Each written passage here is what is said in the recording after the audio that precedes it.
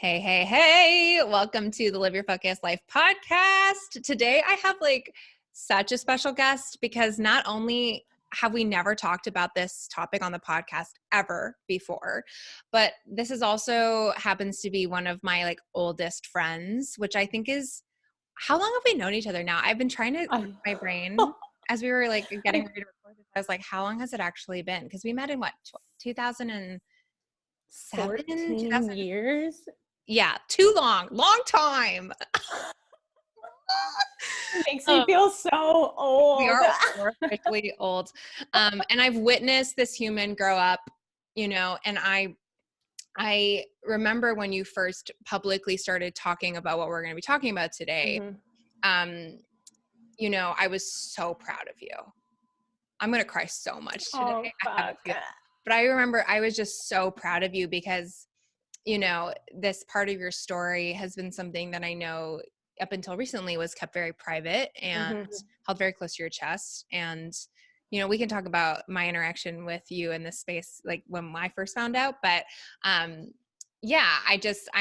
just really proud of you for starting to share your story. And I also feel like it's reconnected us in a really cool way too, which I love. And, not that you ever weren't in my life, because I feel we've gone in waves as our friendship has evolved, but you've just remained such a vibrant star and shining light in my world since I've known you. And I've just always considered you one of my closest friends. And I'm just really, really honored, frankly, to have you on the podcast today. So welcome. Thanks, Amanda.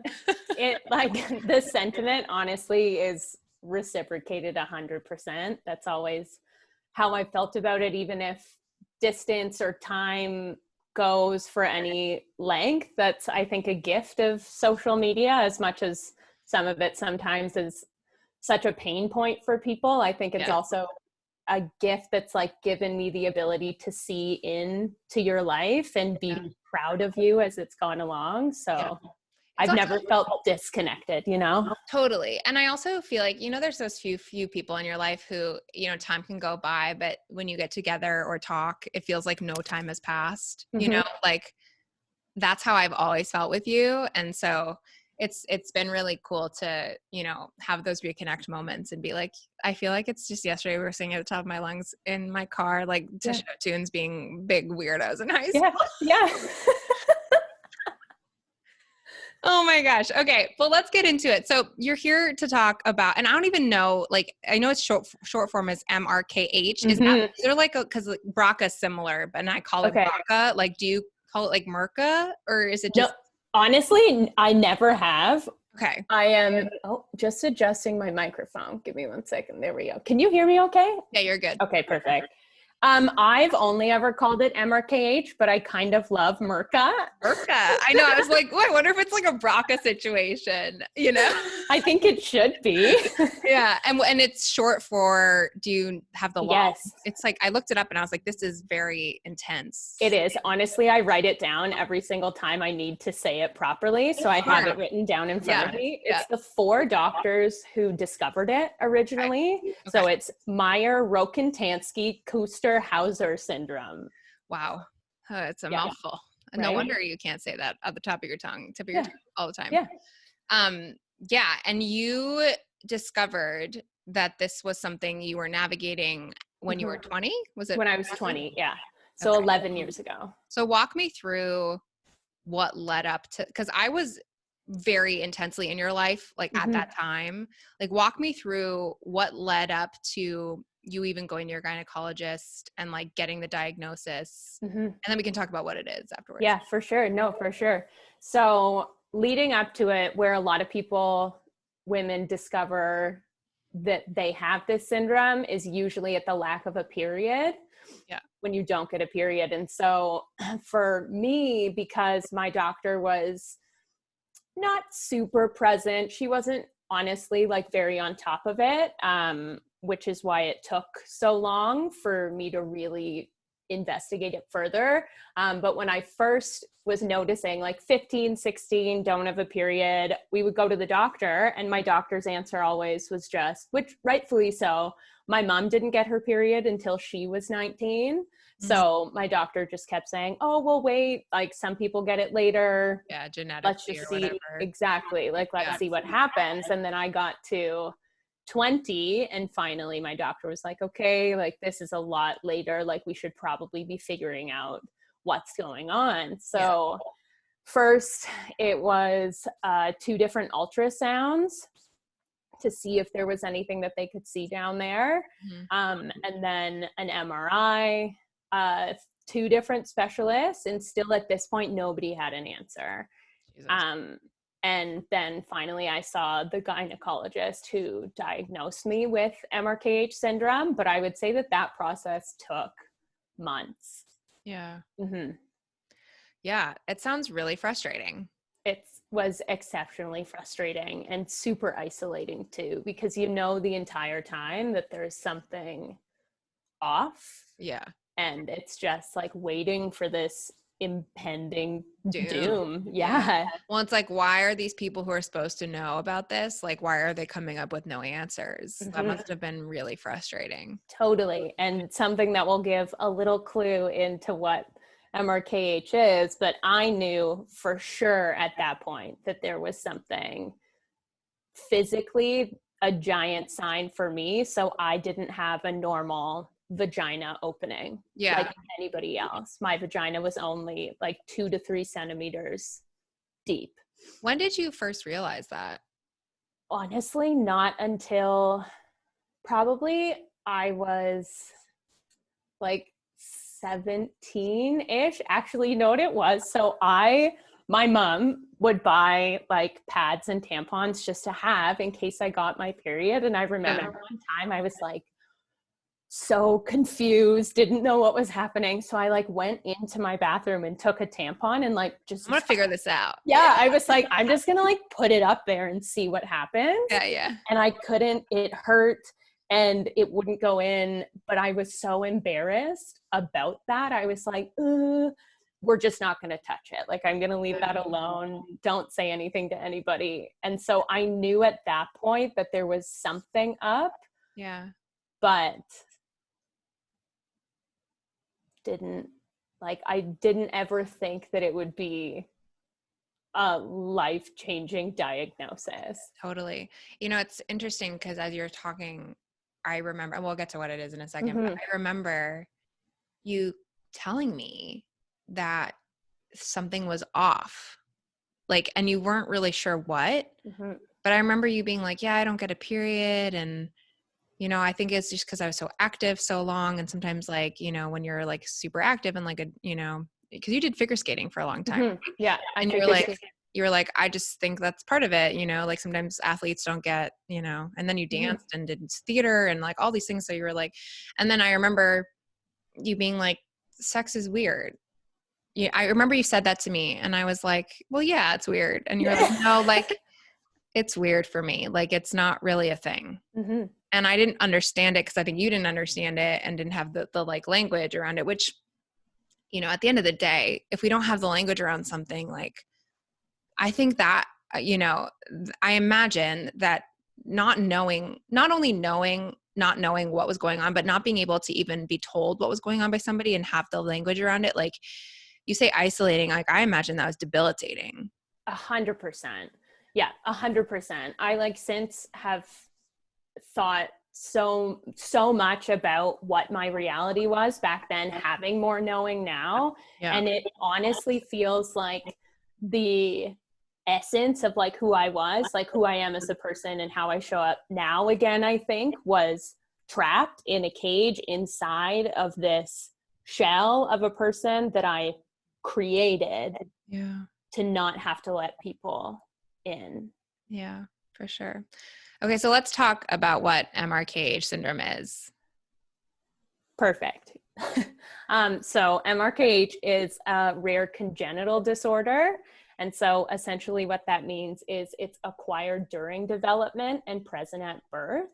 and MRKH affects 1 in 5,000 females. And essentially what it is it affects the development of the reproductive system. And so that's vagina, cervix, uterus, fallopian tubes, ovaries.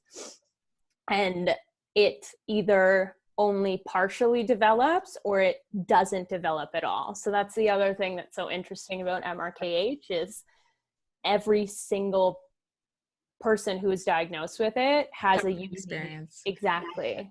Wow. Yeah. So, and this is genetic? This happens from a genetic standpoint? No. So this is the other thing, which was really hard to wrap my brain around, is there's no known like weird chance. Yeah.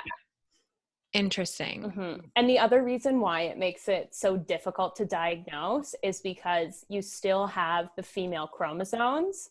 So all secondary. It's not like an androgynous. Exactly. Yeah. Yeah. So all like external genitalia and secondary sexual characteristics, so like pubic hair, boobs, everything appears on the outside as like typical. Okay. So we're going to get into the nitty gritty. Oh, girl. Yeah. So what has been your experience with this syndrome? Like, did you have none? Do you have partial? How did that go for you? Yeah. So there are also, I'll get into mine quickly. There are two types of MRKH. And shit. Kind of like BRCA. So weird. Oh, really? Yeah. There's a BRCA. I mean, it is a genetic. It's 1 and 2. But it's BRCA1 and BRCA2, and they impact the percentage of risk from a breast and ovarian cancer standpoint in different ways. Yeah. Yeah. Wild. Crazy. Yeah. MRKH1 is what I have, which is the either lack of or absence of the reproductive system down there, or 2, then also can affect internal organs and the skeleton. So a lot of people who have MRKH2 are missing a kidney and then I know. Blown. I know you love science, so. What? My whole brain just went explosion. Yeah. Okay. Wow. Isn't it fascinating though, when you think about that? Everything is happening in this pelvic area. Yeah. So in development in the womb, there is just something that stunts the development. Fascinating. Yeah. Okay. So I cannot wait for years down the road that money is being raised and they can figure out why. Yes. Yeah. Let's get some reason here. Let's get some understanding. Ugh, that was so frustrating. Okay. So you're MRKH1. Mm-hmm. So I do not have a uterus or fallopian tubes or a cervix, and my vaginal opening was about, like I said, 2 to 3 centimeters long. Okay. So my gynecologist called it a dimple. Fun term. Right? Love that for you. Thanks for that, gynae. What a choice of word. Okay, so to clarify, I imagine then that means that you have the ability, you do not have the ability to have kids if you wanted to. No, could not carry my own kids. Will never have a menstrual cycle period for the rest of your life. What about intercourse, from a penetrative standpoint? Yes, I love that you asked that. That for my diagnosis was the biggest shame spot for me. I as a person never imagined kids in my future. It was always oh, maybe later if I feel like it, but it's not totally for me. So that wasn't crippling. But I was 20. I was at the end of my second year of college. I was going into my third year of college. I'm so happy that younger people are using their voices now to express the fact that losing your virginity and intercourse is not just the pee in the V. Thank you. It's that's not a reality at all. What we're taught, that's what it is to have, even just not even losing your virginity, but that's what sex is. Exactly. It's when a penis enters a vagina. Yeah. And it's well, first of all, what about people who are not penis owners? Yeah. And having, sex together? And second of all, does that remove any intimacy or level of sex when it comes to any other type of Exactly. action, because fuck that. Yeah. Exactly. Yeah. So yeah, it's like that was the definition of intimacy at that point in the public's eye, and also put up on a pedestal by everybody, totally. especially at that age. So I was filled with so much shame that one, I couldn't do this thing that everybody takes for granted and celebrates and talks about. And also that just living in constant fear that I would have to share that with someone. Yeah. So how did that go, like in your teenhood and like early 20s while you were in high school and college? Like I know you were in relationships and they were with men. So like did you just not have intimacy in that way? Like So I wouldn't, like in high school with my high school boyfriend, like we never attempted to have sex. So that didn't come up. And I think with fingering, like you only know what you've experienced. Yeah, for sure. So like the clit is working on the outside. So that from a pleasure standpoint. I was going to ask you. So that's totally like they're fine, works, all that good stuff. I mean, that's the best part of sex. Right? Let's be honest. It's true though. I mean, I think other people might have other perspectives, but like that's where I prefer to be anyways. So. Me too. So that was working. So I was like, and also you hear that sex is painful. Your first time hurts. Right. So you're like, that makes sense. This would feel uncomfortable. Yeah, exactly. So I didn't really flag it. I remember trying to have sex with my college boyfriend before I knew about it, and it wasn't working because of that, but we didn't really, it was so awkward. We didn't talk about it. Yeah. Like just kind of like moved on and never brought it up again.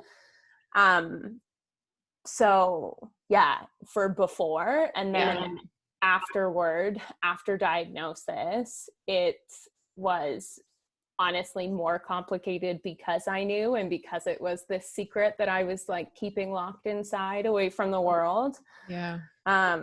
And yeah, just living in like constant fear that somebody would, if I was trying to get intimate with somebody, that like they would feel me down there and realize that it felt different. Like even through my physical therapy, even when it started to take more of a normal, typical vagina length or shape, I was just still living in constant fear that someone would find out about it. So can you talk more about that? So there's physical therapy attached to your diagnosis? Yeah, there was. So usually there are two different options if you want to have a typical length vagina after being diagnosed and you don't have one there to begin with. And it is either surgery or like physical therapy like I did. In Canada, the surgeries are not allowed, so it wasn't an option. Okay. So with physical therapy, you are doing dilating.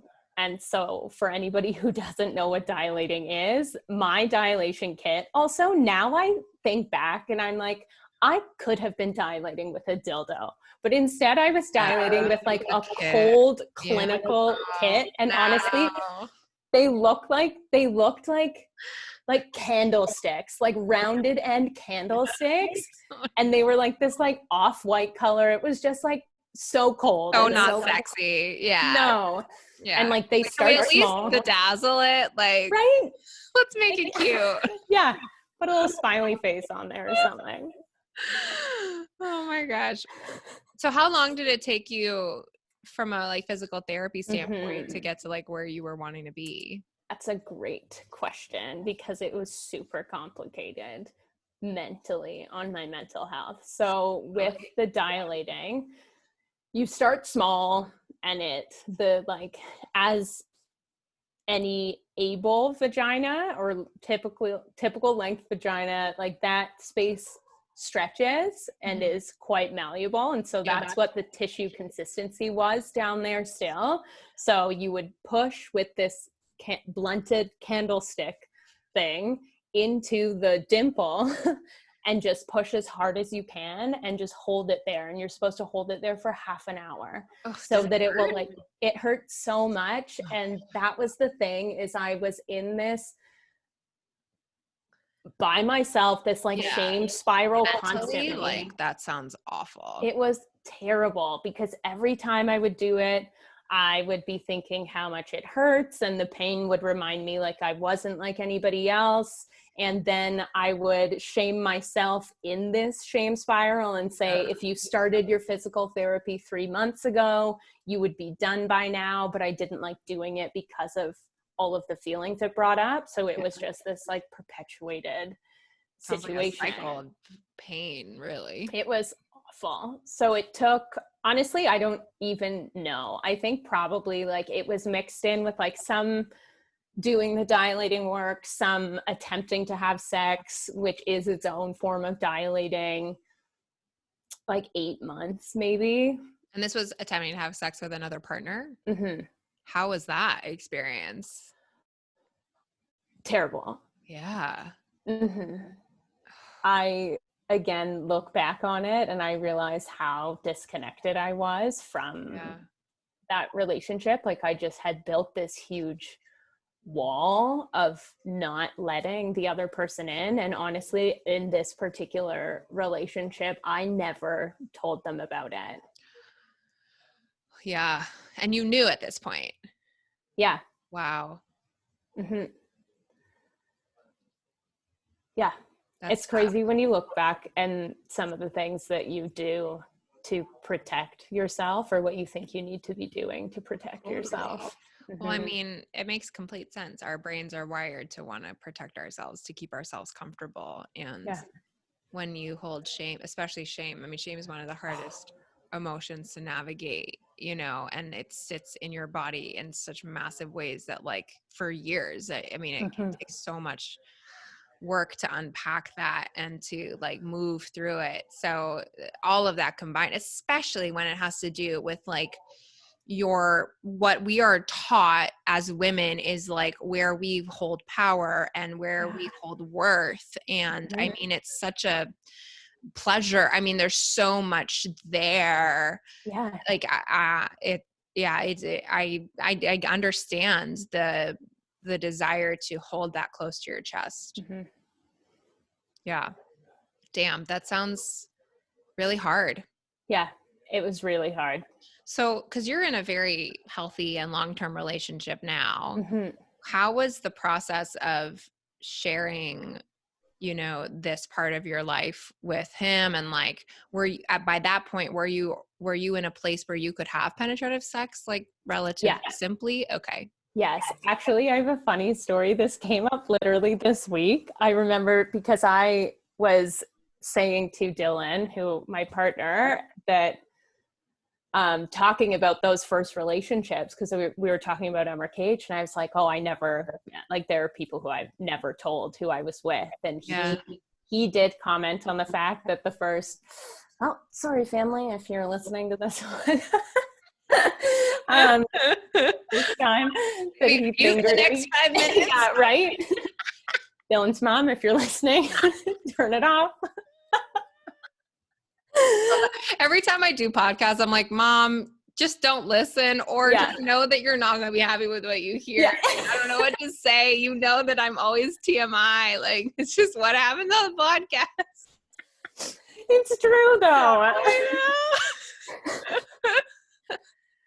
So he was telling me, he was like, oh no, but like when he first fingered me, he knew immediately. He was like, he recognized that I didn't have a cervix, which I found fascinating. How? Because I have no idea, like you can't, I don't know, it just like ends. It's just this like little squishy end. Yeah, instead of going into like a, yeah, I got you. And so I thought that was interesting that came up. But by the time that I told Dylan about it, I was more comfortable. Like I was further along in my journey of not holding it quite as close to my chest and being fearful of other people's reaction. And I trusted him, which was huge. Totally. So, yeah, I'm glad that like you've gotten to that place, because but even then, like, there's still so much that's outside of that component that plays a role. Like, and not to draw a comparison because they are night and day different, but, so many people ask me in navigating like my diagnosis with BRCA, like, oh, well, you must feel so much relief now that you've had your double mastectomy and like your risk of getting breast cancer is gone. I'm like, well, yes, that is definitely relief inducing. And, you know, and there's a lot of stuff around that from a trauma standpoint. Like, I have no feeling in my breast. There's a whole stuff of like navigating my sexuality attached to that. But on top of that, there's the whole ovarian cancer piece that is like breathing down my neck, where I have to have my ovaries and removed by the time I'm 35 and potentially go and have like a full hysterectomy potentially and go through menopause, by the time I'm 35. And that's one thing, not to mention like, if I want kids, there's the whole ethical conundrum of genetically passing them on. And, I'm never like, I'm like you, like I thought I wanted kids for sure when I was younger, but I've been in a place for a while where I'm like, I don't think I do. And that feels pretty strong, but still just the fact that like that decision is no longer really a decision anymore. Like, I was thinking about, I was watching this really great show actually called Couples Therapy on Amazon Prime. And one of the couples is like a cis female and a trans woman. And they were talking about wanting to get pregnant and how, the cis female was talking about how she's mourning the fact that she cannot get pregnant the traditional way, the fact that you just try. Yeah. And, I've decided and knew from the minute that I found out about my diagnosis that if I were to want to get pregnant, I would not go the just traditional route and hope that they didn't have the gene, that I would go through the process of IVF. And, I mean, that's hard in and of itself. Right. But like, so I don't have that choice either, and it's one thing when you don't want it and you're like actively choosing it. And then it's another thing when it gets to be not a choice, where that choice is removed from you. And I know you said earlier that that wasn't a thing, but now that you've been in a significant relationship for a few years and are, in your early 30s like me, like how has that diagnosis impacted your feelings around, the potential or non-potential of motherhood and like that whole part of your life? Yeah, no, it's such what you said about choices. That's what's so powerful and heartbreaking about it, where in theory, until choice in that magnitude is taken away, it's unlike anything I've ever experienced. And it at the beginning, like when I was 20, and I think I was protecting myself by even saying like, oh, I didn't want them anyway. It was so much easier just to like brush that off. But definitely as I started to get older, those feelings started to bubble back up, because that's exactly what it was, is like, even if I wanted it, I did not have the choice. Like it was taken away from me and the option wasn't even there, which even if you didn't want kids, not having the option makes you think about it. Totally. And so I remember when my girlfriends from dance, 2 of them got pregnant, and I so happy for them, of course, but I got home after one of their baby showers and I walked in the front door of our apartment and I burst into tears. Yeah.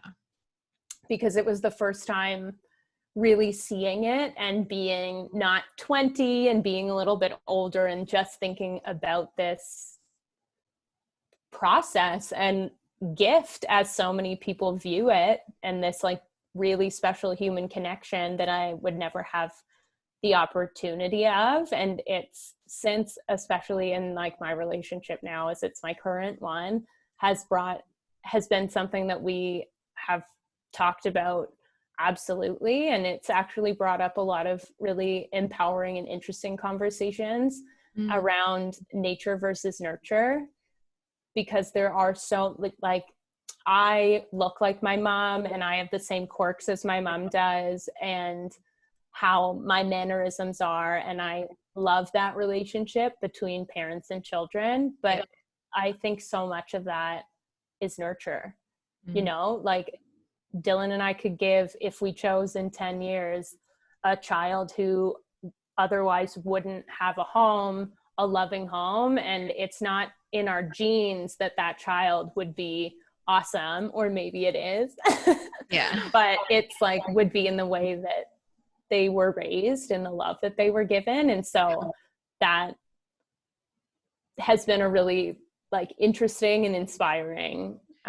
So interesting that that's been a part of your journey, because it's also been a part of mine, like talking about that in an open way, because I think I had never had a reason to talk about that or thought really about it. And when I was diagnosed with Mrkh, I was like, oh, like, how would you feel about this? And previously, like, Kevin had been pretty like, not really for kids, but like if he were, it was like, I would do it because it would be our kid.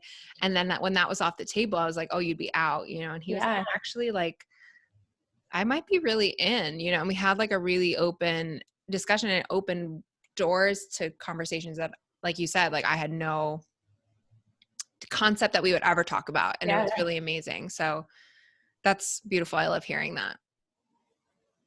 I am curious because I feel like so often when, you hear about diagnoses that can be challenging to navigate, to say the very least, we so often see, and often as humans too who are experiencing it firsthand, focus on the negatives, focus on the really challenging components of it. And I know you to be somebody who usually sees like the positive and is like very like optimistic, like silver lining. So I'm curious, in your 10 plus years of navigating this, like what has it gifted your life? Oh, it's such a loaded question, which I will absolutely unload. It has gifted, honestly, I think that Mrkh has gifted me my why of being on this planet, in a really ugly, roundabout way.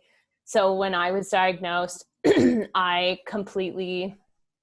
disassociated from my body because I didn't want to be a part of this new thing. And so in doing that, I was just trying to do, and it's honestly, as it was happening in the moment, it's not something you ever realize, but it's the ability to look back and actually see the journey for what it was, where I was like, oh, this is what was happening to me at that point.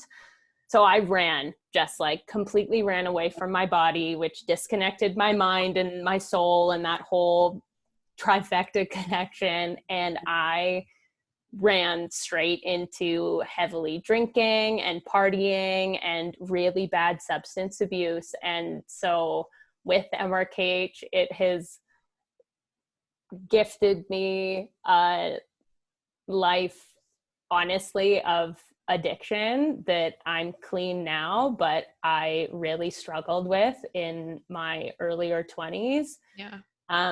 Which is scary because it never goes away. But the person who I show up as today, I wouldn't be who I am if I didn't have the ability to go into that darkness, understand it, get through it, and find my light in there. I love that you said that, because I feel like, so much of spirituality work, but also just generally speaking, I think any trauma work or navigating through finding your true self involves taking a really close look at the shadow and the dark. And it's what we run away from, looking at that head on, because it's scary. We don't want to admit it. We don't want to see ourselves as that.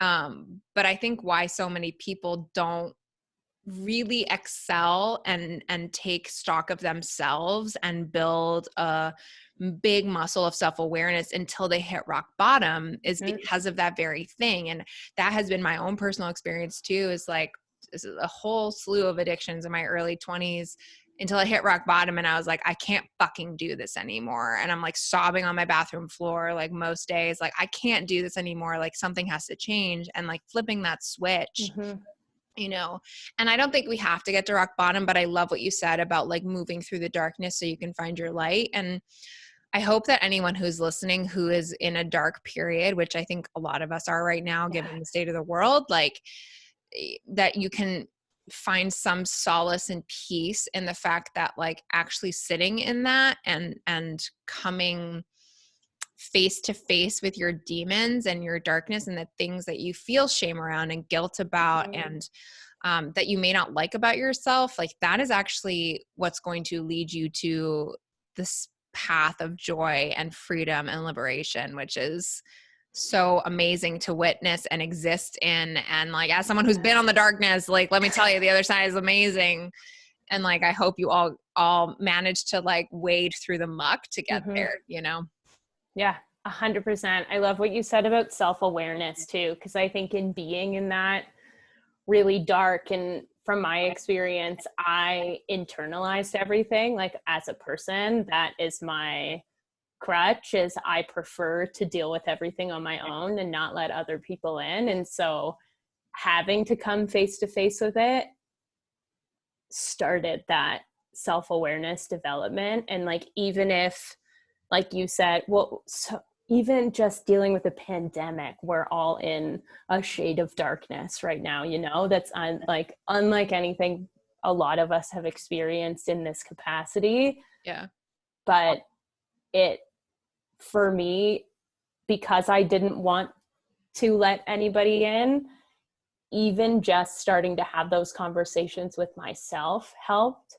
Yeah. And through like journaling or just like asking yourself the hard questions and not being afraid of judgment of what other people will think your answer is, because it's like only you in that notebook. Totally is the best. Yeah, I agree. I'm curious, like, you've obviously been sitting with this diagnosis for a while, and I know you obviously like went through your muck years, but I'm curious what gave you the courage to start openly talking about it, because I know like we've talked about doing this podcast for a while and you've kind of like blown me off a few times because I weren't ready, and that's totally fine. But I feel like the last 6 months I've really witnessed you like some kind of thing that was clouded over you that was like inhibiting you from really speaking your voice around this seems to have lifted. I'm curious like what shifted. Yeah, I definitely feel that shift in myself too. And 100%, I often will think about, especially leading up to today, to this recording, if I would have recorded the podcast with you like 2 years ago when you first asked, and I 100%, I can't even imagine it because I wasn't ready, like just like you said. You knew that. Yeah. Yeah. I think in my journey from coming from the mucky years, it started to where I am now, started with being able to get back in my own body and feel safe in myself again, and be able to trust and be present and feel whole again was the first step of it. And that 100% started to happen for me through finding dance again and finding movement, because movement is so powerful.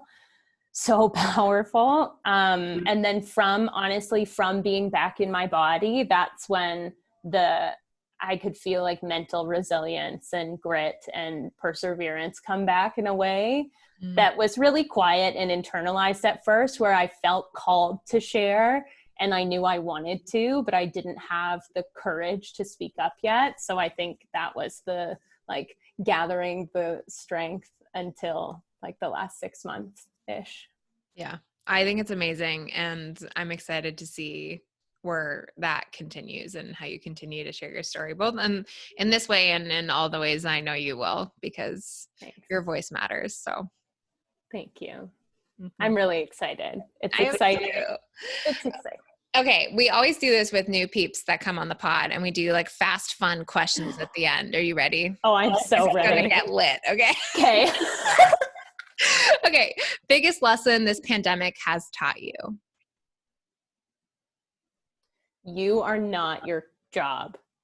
And and your worth is not determined by your job or your Say more title. about that. I love that. No one said that before. Oh, really? Yeah. So I'll try to do like Cole's notes for these like fast and furious. I love that you say Cole's notes. I love you so much. So I say this on the podcast all the time, and people are like, Amanda, it's fucking Cliff's notes, because it's Cliff's notes. It's in the US.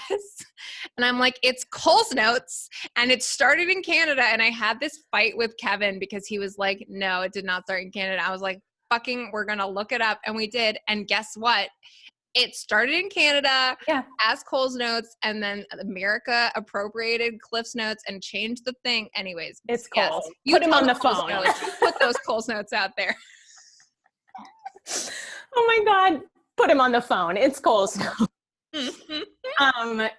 So with the pandemic, my job that I was at last year, which like coming from theater and then deciding to leave for stability, I found myself working at SoulCycle, and worked my way up there, which I think was super attractive to self-worth and confidence and validation in a way that I hadn't experienced it before.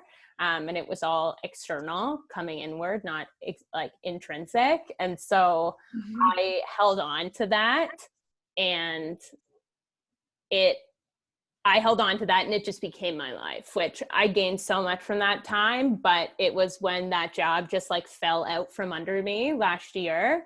And that I was like, no, then what? Like, I'm sitting here now, and I gave all of this to something that isn't my dream. And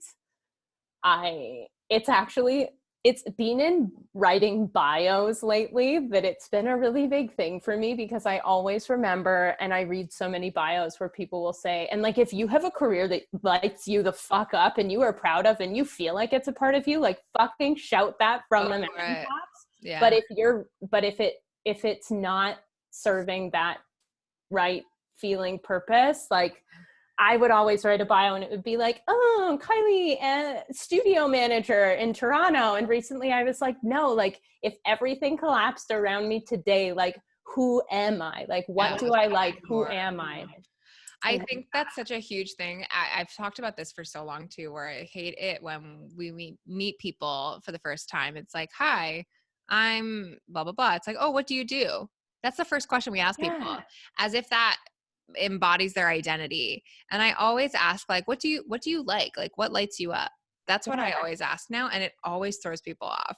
They're like, oh, I bet. I don't know like, what answer is. Yeah. My job.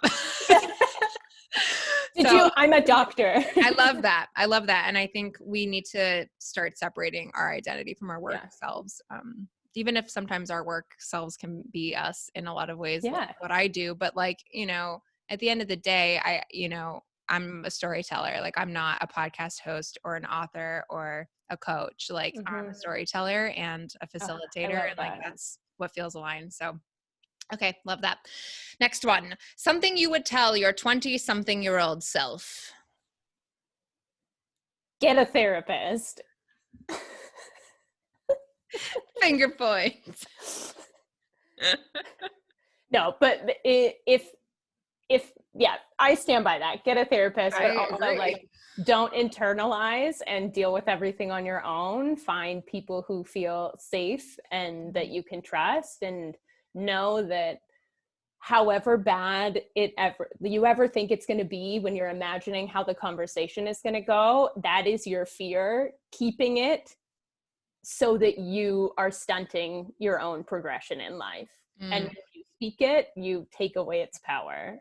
Ooh, yes. Can you say that again? When you speak it, you take away its power. Fuck. Yeah. When you like speak it out loud, you take away its power. I've named the like really awful inner critic in my head, Rude Rhonda. I love that. Mine's Janine. Janine. Oh yeah, she comes up in the book a lot. She and I we go way back. We have some words for each other. Yeah, I bet. But when you like speak it out loud, if you're like, Rhonda, you're being a bitch. I know that I don't look fat in these shorts. Then it takes it out of your mind, and you can and you can like separate it from yourself too Yeah. in a certain way, which allows you to be able to separate your thoughts from those thoughts, which is hugely important. Yeah. It gives you that space in between. Love it. Love it. Okay. What is lighting you up lately? Oh. The thing, I love your reaction to my the thing that is lighting me up lately, honestly, is that I finally feel like I am showing my full self to the world, and that I feel confident in going after what I actually want to. Love that. That's a huge gift. Like so challenging to get to that place. So I love that you feel that in your bones. That's huge. Okay, last question. What does it mean to you to live your fuck yes life? To live my fuck yes life. It feels like feeling, even when you're feeling fear or feeling afraid, to continue through it and not let it hold you back from anything. Moving through the fear. Yeah, you said take aligned action one time, and I've held on to that so tightly. It resonated so strongly with me. So like feeling the fear and taking aligned action through it anyway. I think that's something that we so, I have such a bone to pick with the word fearless, because it's impossible to be fearless. And this idea that we eliminate fear from the equation in order to be able to move is so problematic. And firsthand, but like literally, it goes against everything I teach. It goes against everything that I believe in as a facilitator around fear. Like fear is my bitch. And fear is the thing that like I work with my people on most. And it doesn't have to be this like nasty word that we have to eradicate, right? No. Or even try to, because it's actually this really beautiful thing if we can become friends with it and learn how to acknowledge it, know where it's actually coming from, and move through it. And I love that. I love what you said of like, how can we move through it? How can we, take action through the fear instead of trying to move around it? Because that's how we actually move in life. That's how we actually, allow ourselves to open into what we're meant for. Yeah. I love that you said that about fearless, because you're almost taught that. And I think that's what feeling the fear and pushing ahead anyway is like, you can still feel afraid the entire time. Yeah. And I do. I'm scared all the time. Like, I think people look at me and they're like, oh, you cannot. I'm like, no. I'm scared all the time. I just know when it's the right thing to actually move and when to say no.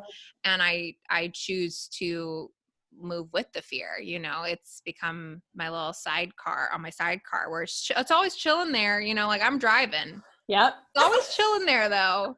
Ready to say hey, maybe to cause a speed bump here and there, but like I'm the one driving instead of the opposite. I think most people have fear in the driving seat. I love this analogy now, but I think a lot of people have fear in the driving seat, and then they are chilling in this little sidecar of their life, and they're just kind of letting fear steer the wheel, instead of the opposite around. One more time for the people in the back. Oh, that's a great analogy. I need to like. So good. So yeah, love it. Okay. Lastly, and obviously this is not really a question as much as like people want to connect with you, and I'm sure you're going to be sharing more about your story publicly. I know you've started talking about it on your Instagram and stuff. So where can people find you and connect with you? And all this stuff will be in the show notes for everybody.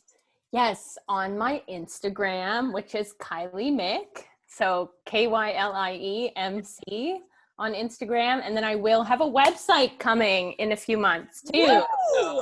Look at you moving on up in the world. I love it. Your Instagram is always so fun, and your rescue pup husky is like just the sweetest ever. So you should all follow Kylie, not just for all of the goods, but also because and you have also an incredible Etsy shop, which you should totally plug. Yes. Okay. So during the pandemic in the summer, I started making crystal and it started as astrological stuff, but like crystal and nature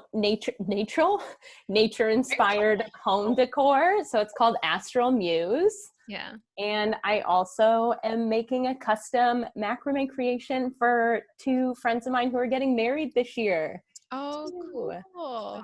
Yeah, and if you're watching on YouTube, one of those is behind you is your creation. Check it out. So beautiful. But yeah, I'll link your Etsy shop in the show notes too, so that people can check it out. And if they want to snag something from there, for sure, make sure you do. And thank you so much for just like, I feel like it is so important for people who are navigating similar things to feel like there's somebody who is sharing their story and being a voice for the voiceless. I know you know what it's like to not feel like there's a voice and to feel alone in that. And it is a really hard and courageous thing to share your story about something that is vulnerable and has changed the trajectory of your life. I know that firsthand. And I also know the joy that comes with that and the connection that can ensue and the, feelings of fulfillment that come from it. So I just want to say thank you for sharing your story, for being willing to be vulnerable. And I know that it will help so many people in your situation feel less alone, and also frankly just people understand this thing that is not talked about, which is huge in and of itself. So thank you for being here, and thank you all for listening. Thank you.